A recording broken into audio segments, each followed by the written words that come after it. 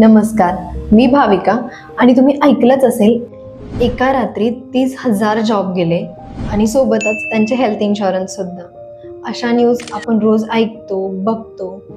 हे ले ऑफ्स फक्त जॉब किंवा सॅलरी घेऊन जात नाही, तर सोबतच सिक्युरिटी सुद्धा घेऊन जातात.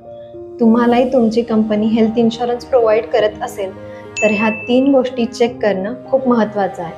पहिली गोष्ट म्हणजे की इन्शुरन्स कधीपर्यंत व्हॅलिड असणार, कारण काही कंपनींमध्ये इन्शुरन्स फक्त मंथ एंड पर्यंतच व्हॅलिड असतो. आजच तुमच्या HR कडून जाणून घ्या, एक्झॅक्ट कव्हरेज आणि डेट सुद्धा कन्फर्म करून घ्या. शेवटच्या तारखेचा वाट नका बघू. यातली दुसरी गोष्ट म्हणजे की आपण ग्रुप पॉलिसीला इंडिव्हिज्युअल पॉलिसीमध्ये कन्वर्ट करू शकतो का?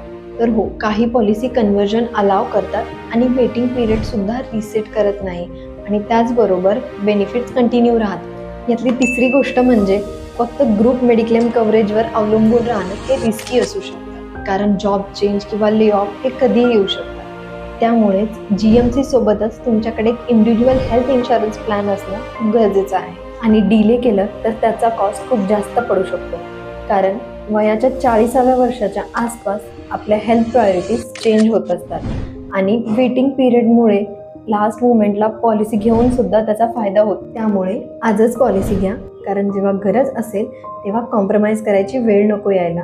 आणि हेल्थ सिक्युरिटी फक्त सेव्हिंग्सनी नाही आहे, तर ती योग्य प्लॅनिंगनी येते आणि त्यामुळेच उद्याची वाट नका बघू.